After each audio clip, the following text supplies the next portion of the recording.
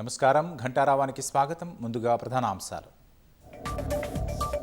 Teaching కాలేజీలకు రోగులు వెళ్లట్లేదన్న CM. వాటి నిర్వహణను ప్రత్యేక అధికారులకు అప్పగిస్తామని వెల్లడి.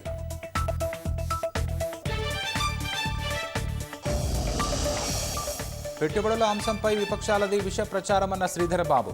దావోస్ పర్యటనలలో 44 ఎంఓయూలు కుదుర్చుకున్నామని వెల్లడి.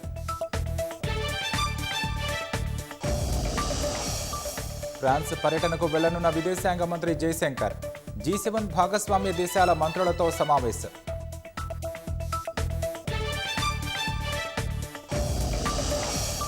తీవ్ర స్థాయికి చేరుకున్న పశ్చిమాసియా యుద్ధం. ఇప్పటికైనా ఇరాన్ ఓటమిని అంగీకరించాలన్న అమెరికా.